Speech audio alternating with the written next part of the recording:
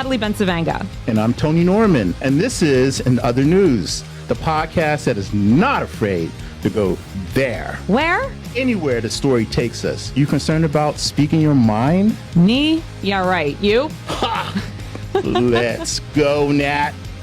Hello, and welcome to In Other News. I'm your co-host, Natalie Bencivenga. And I'm Tony Norman, and it's Women's History Month. Thank Did you. know that, Natalie? Thank you for Did you saying know that. that? I did. And so guess what? We're going to make that the real focus here for today's hot takes. Oh, no. Oh, yes. Because as you know, things are going super well for women or for people that identify as women and gender expansive folks. We've seen all kinds of great things happening, between abortion rights being dismantled and trans rights being dismantled and all different types of issues. And now it's getting kind of personal. Yes, because it is. now they're going after Fox News in particular. Gisele Which is Fetterman. where I get all my news from. Well, I know Fox that's where you News. get all your news from. That's why you're so in the know about everything. But, they've come after Gisele Fetterman, Right. and they're creating her out to be this villain in media. And so I thought, what a great topic for Women's History Month. So let's discuss. Right. Fox News in particular, and Tucker Carlson and Candace Owen have been going in hard on Gisele Fetterman and Dr. Biden. Yes. Saying that they are the blame for their husband's political and medical misfortunes. It's outrageous. And They called them monsters, I think. right. There was a column in the Washington Post which laid this all out and showed how Fox News and the right wing, opinion sphere has just gone absolutely nuts and it's now using women as the foils in all of our politics. Which has never happened before. We've Not never at been all. blamed for anything. So it's silly to me that this would be a thing. No, what I find really fascinating about this whole narrative is just how lazy it is. It is. To say that Gisele Fetterman and Dr. Joe Biden and other women would have this kind of level of power over not only their husbands' political careers, but their husbands' health is fascinating to me. And really what they're trying to get at is they're using this as a way to say, Fetterman is unfit to serve, Biden is unfit to serve, Right. You shouldn't be voting for these men. That's really what this is. This is just an angle on a suggestion of let's tell people who to vote for. Right. And it's old-fashioned ableism and ageism Yes, and and sexism. Misogyny and sexism all wrapped into one. They're trying to make it respectable, Yes. instead of attacking those men for their age or their disability. It's like attack the women in their lives in a way that they would never attack, the men in those circumstances. Well, and I also found it interesting they were only attacking left-wing Right. wives. No one was going after Melania Trump Right. when President Trump was in power Right. for any of his issues, and there are a Right. few. Family was off limits. Family in those was off days. limits, but suddenly family is very much, on the table. And so it's worth noting yet again that while women and gender expansive people are fighting literally just for their lives and for this bodily autonomy, that they're also being skewered in a very public way. And it just feels really icky and Right. gross to me Right. and unnecessary. But Right. yet here we are. Well, because we're in Women's History. That's Herstory right. Month. Herstory Month. Thank you, Herstory Tony. Month. There we go. Hey, I'm learning. The best. And speaking of icky and unnecessary, we have to give a little train derailment update with what's been going on in East Palestine. And this was fun. Bloomberg reported that Norfolk Southern is being accused of trying to destroy the evidence of the Ohio wreck. And just when you think this can't get any stranger or more, disgusting or disturbing, it's like, no, it's like, hold my beer, let's just jump right in and destroy the evidence. So basically what Norfolk wants to do, according to the lawyers, Norfolk Southern informed them last week that it planned to move the 11 rail cars by March 1, which was yesterday as at the time of this recording, and would make them available for inspection for only 2 days. So that means by the end of this week, theoretically, those cars are going to be gone. And so the two sides agreed Monday, earlier in the week, to add an extra day for residents, A whole lawyers, extra day to inspect the wreckage. Isn't that generous? Well, I know plenty of lawyers who also have degrees in chemistry who can get in there and really, really do a good job. Yeah, it's ridiculous. This is ridiculous. And Adam Gomez, a lawyer for East Palestine residents, said in a court filing that it was just common sense to keep the wreckage where it is for now because these communities have questions and we need the evidence to answer them. So what I find notable here is, once again, corporations are not going to just do the right thing unless those corporations are, let's say, forced by government regulations put in place by the people to do the right thing. And interestingly enough, in the same time frame, PA lawmakers are actually working on something just like that. It's called the Railway Safety Act of 2023, and it was actually bipartisan. And it's going to enhance safety procedures with trains carrying hazardous materials, requiring companies about what they transport, and it's going to require a qualified conductor and a qualified engineer on every train, which you would think this would be common sense. Yeah, it's amazing. And how this has become a bipartisan issue is really quite impressive because people are starting to realize that these trains that are carrying lethal loads of chemicals and various products, cut a swath right through rural America, so-called Trump country, Republican country. And I think the Republicans, the GOP, is starting to realize that, hey, why are we cutting our own throats? I mean, this is something we can actually do to advance the safety and health of our constituents in alliance with the Democrats. I mean, this is not a jump ball. This is like something that we can both do and benefit from. Absolutely. And really the key word coming back to all of this is this idea of investment in our communities, investment in ourselves. And, Governor Shapiro, now that he has, taken the reins, he's actually working on making one of his campaign promises come to life in that exact space. He's talking for his first budget to call for neighborhood investment, and he's delivering a budget next week to the General Assembly and proposing to double the amount since Governor Wolf. So starting conversation around $15 million, which isn't a ton of money, but it's a start. Right. It's a conversation opener, but we're going to need triple that, 4 times that to be realistic. And I know Republicans in particular don't like to talk about money, but this is one of those when areas. they're giving tax breaks to billionaires. Of course, then because, it's fine.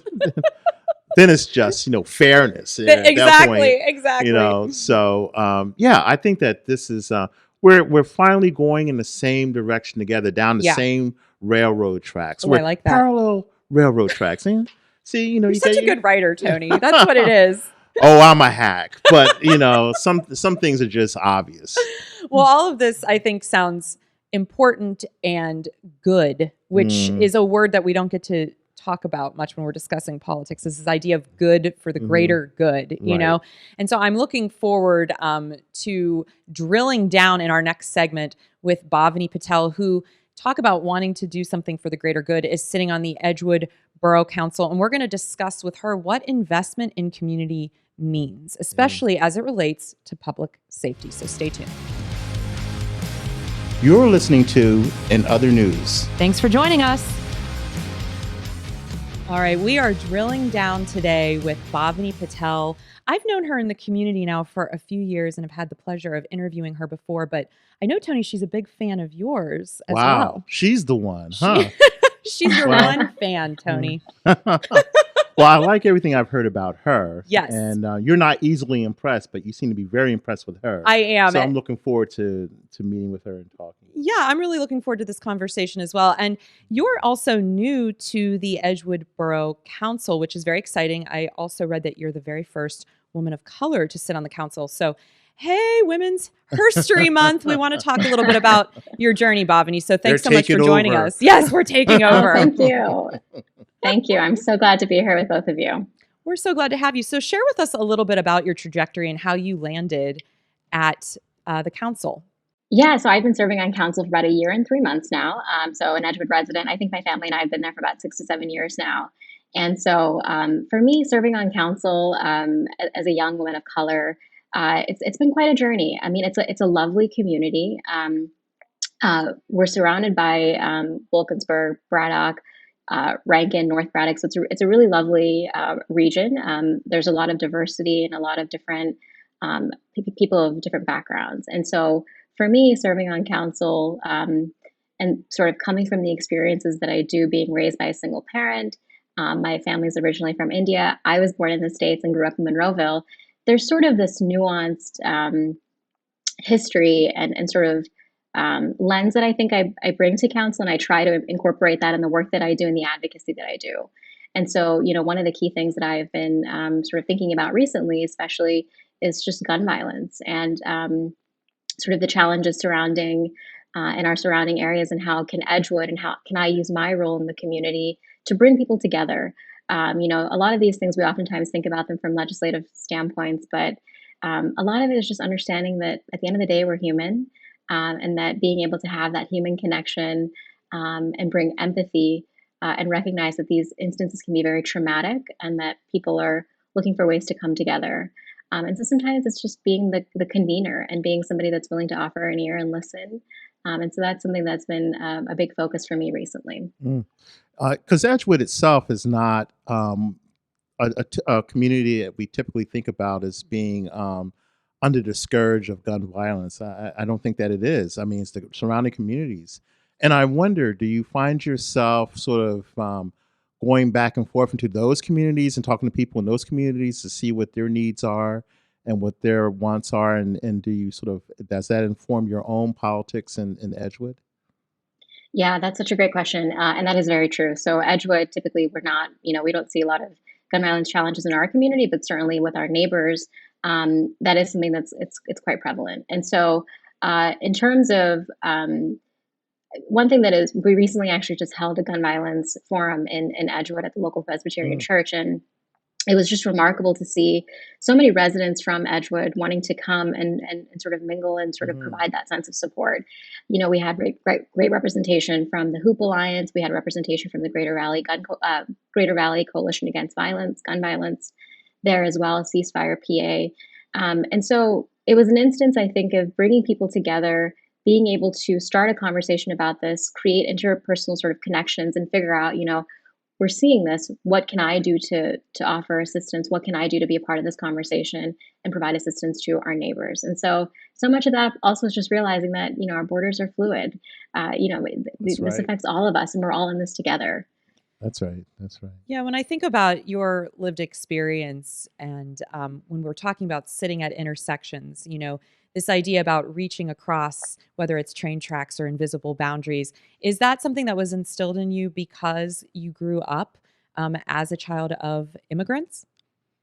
That is something that's been so central to my upbringing. It's been central to my life. Had it not been for the individuals that came to my mom's aid whenever she was raising my brother and I as a single mother, especially with childcare. I mean, that's such a big conversation that we're already facing issues with right now. And it's historically been a challenge, especially for single parent households.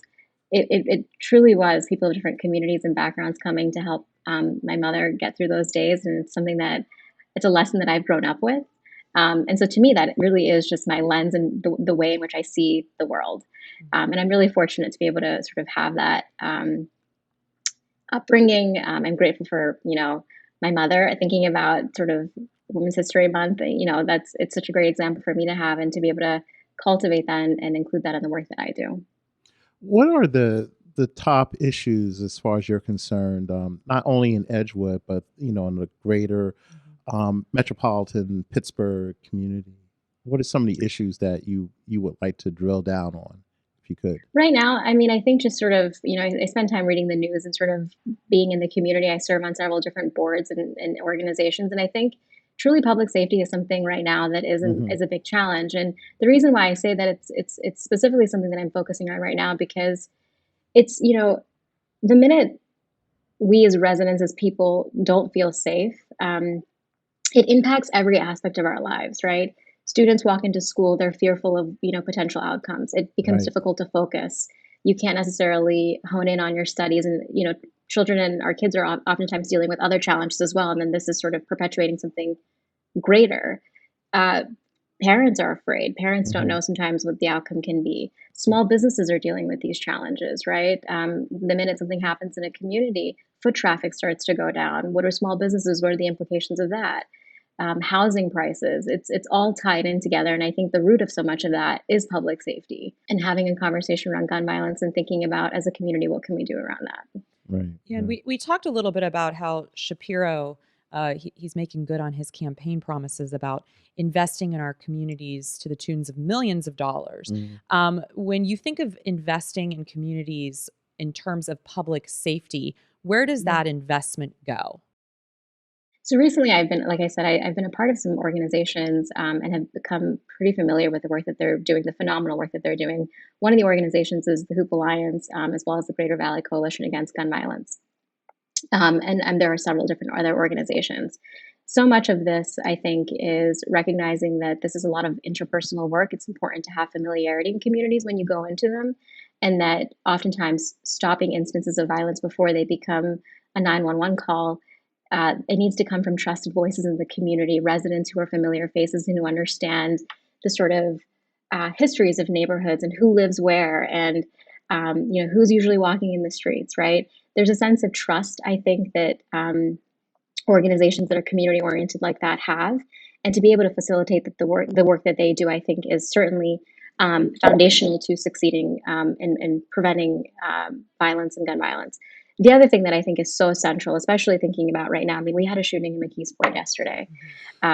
Quite tragic. It was absolutely tragic. And I was reading, and it one of the things was that there was a total of 4 homicides last year and all of 2022. And I think that the city of McKeesport is dealing with 5, and we're in March. And so I think that as we start to see the challenges surrounding this, one of the things that I think we certainly need to think about is the role of law enforcement and police officers and hiring and making sure that that is happening. There are certain instances that I think police officers and law enforcement are well positioned to address that sometimes community organizations necessarily can't do. And so I think that also needs to be a central part of the conversation, but also simultaneously acknowledging that, again, we've seen tragedies and abuse of power when it comes to police officers, but simultaneously recognizing that it is something that is a necessity in our communities. Right. At this point in your political career, do you see public safety becoming a bigger focus for you as you move from? I mean, you're probably going to not stay where you are. You're going to move to higher office, or at least look at higher office. And will public safety be a part of your portfolio? And what do you imagine? The way that I think about it, I mean, for me, so much of being a public servant, somebody like serving in local office, I think, is being responsive to key issues that you're seeing in your community. And right now, in this instance, I saw that my neighbors were hurting.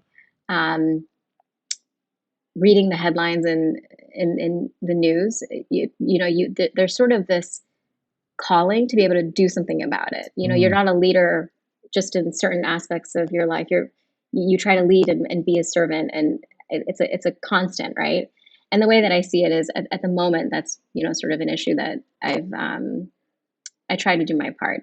Is it something that I hope that we are able to address it and mitigate it. Have you received any pushback on that? Because there are a lot of people that would say investing in more police is not the answer. We need to be investing in other aspects of our community, especially when you're dealing with communities right around the corner that have, negative experiences more often than not with the local police. Is that something that you've had to address, or that your constituents have brought up to you? Yeah, so it's been interesting, especially recently, just being a part of a lot of conversations, particularly the Greater Valley Coalition Against Gun Violence. There's a lot of sort of partners at the table. One thing that oftentimes does come up is that law enforcement is necessary, and that we should be hiring officers, and there should be that presence, but simultaneously recognizing that we need to be investing in other mechanisms to make sure that we're investing in communities, uplifting, sort of thinking about preventative measures, so that we don't get to a point where we're always relying on our officers for every instance, right? But at the moment, I mean, I've mostly been a part of conversations where people are saying that with the increases that we're seeing, with the challenges that we're seeing, that, it's sort of, I think about it in terms of, preventative measures. And then when we're in a position where we actually need to like address this spot on, I think that there is this sort of feeling of urgency in the community.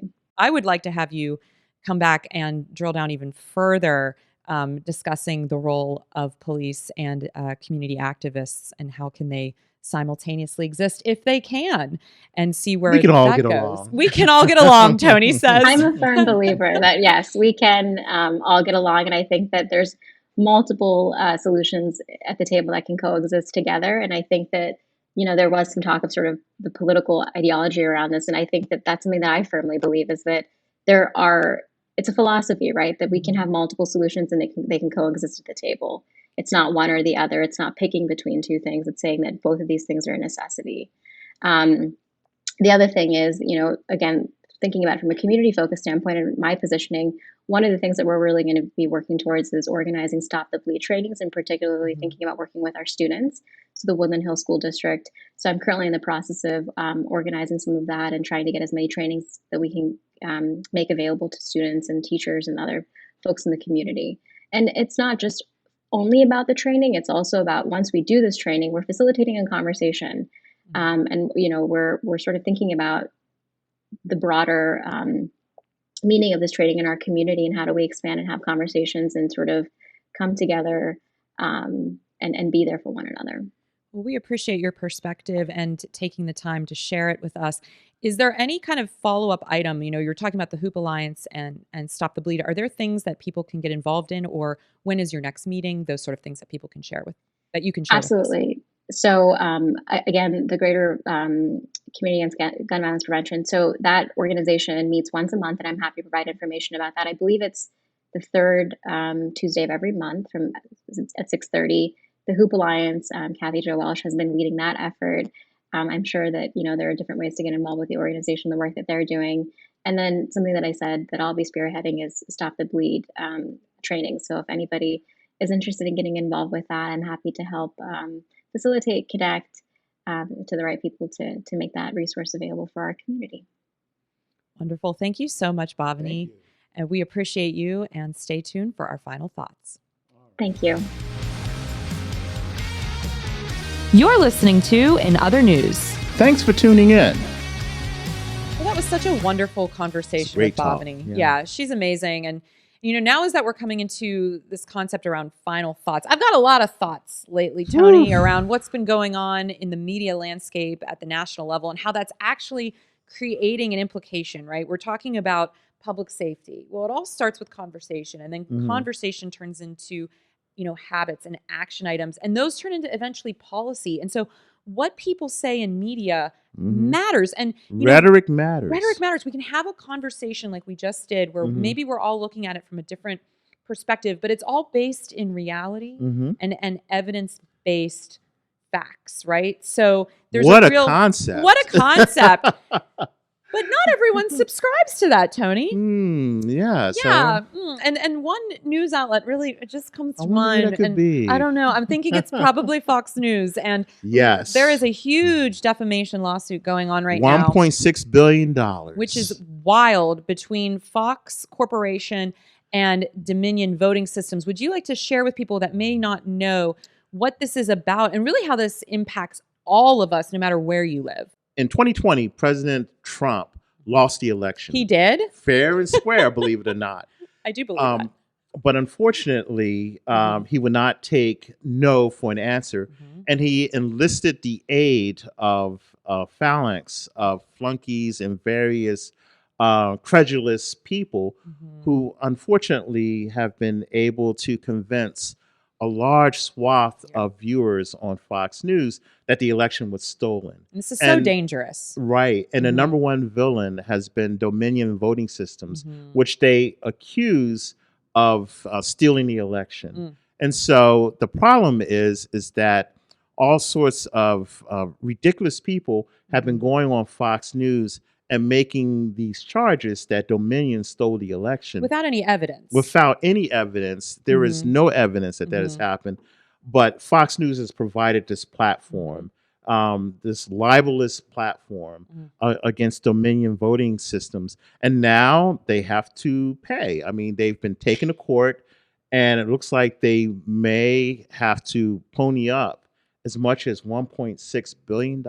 Which is fascinating to me because, one, this just doesn't happen. I mean, it's really hard to prove something like this in court normally, but some legal experts are saying that this is one of the strongest defamation suits ever seen. So we're actually watching history in a way being made as it pertains to how the public and the media relate. And what's so frustrating about all of this is, watching Fox News over the years, they just say whatever they want, right? I mean, this goes back to earlier in our conversation around Gisele and Dr. Biden, and they just say whatever they want about whoever they want without any kind of repercussion, any kind of consequence, which is certainly not real journalism, because real journalism, you get vetted, right? You get called on the carpet by your editor and they say, where did you get this? Where did this come from? Where's your source? None of that really seems to happen or matter at Fox. So in your wildest dreams, Tony, what do you think could happen as a result? When you have Rupert Murdoch, the chairman of Fox News, the owner, the creator of Fox News, say in a deposition that he could have done more to address the falsehoods that were being spewed on the air, on his air, and he didn't. And that he acknowledges that, he knows that these allegations against Dominion are not true, yet they were still platformed at Fox News. Man, that is really the definition of a lost lawsuit. Well, and the reality is this has such far-reaching implications, right? Because we just talked about how rhetoric matters. It translates into how people participate in their democracy and in their republic. And, the January 6th insurrection is a huge piece of this puzzle. And recently, I just read this in the Pittsburgh Union Progress, the strike paper, that a co-defendant of the violent Capitol rioter from Shaler, right here in our backyard, was just sentenced to 32 months in federal prison for their participation in the January 6th insurrection. So this hits home right in our own backyard. And I think that's really important to note, because sometimes we hear these sort of big, lofty things that are happening in the ether, but this is impacting people right here in Pittsburgh and in the surrounding area. Pennsylvania, I believe, is either the second or third biggest state to contribute folks to the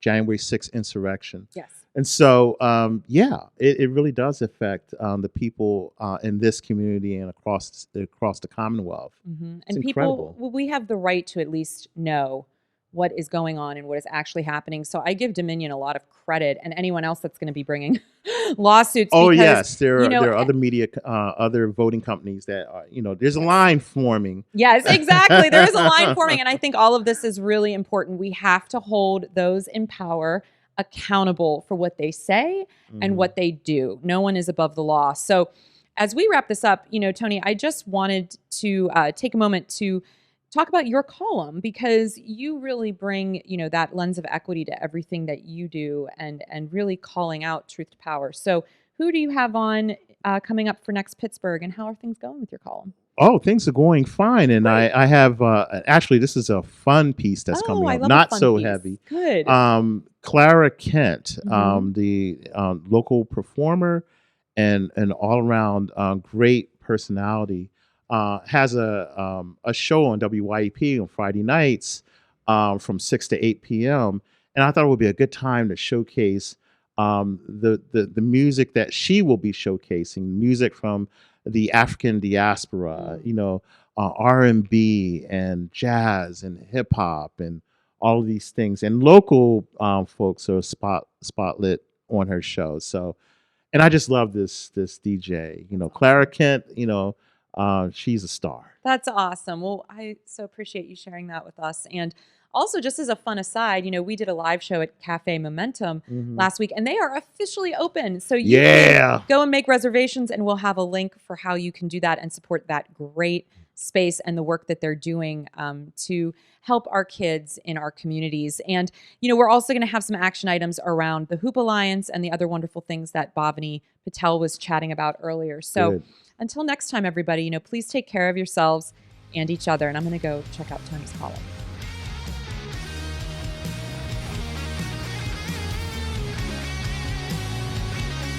In Other News is a presentation of Next Pittsburgh and is proudly produced by us, along with our amazing team, Emma Honcharski and Margie Ruttenberg. Our editor is Sorgatron Media and original music by Jack Swing. And if you enjoyed what you heard, please like and share this episode and rate and review us wherever you're listening. It really helps us grow. And if you're listening on the Next Pittsburgh website, take a minute to take a look around to learn more about all the cool stuff happening in our hometown.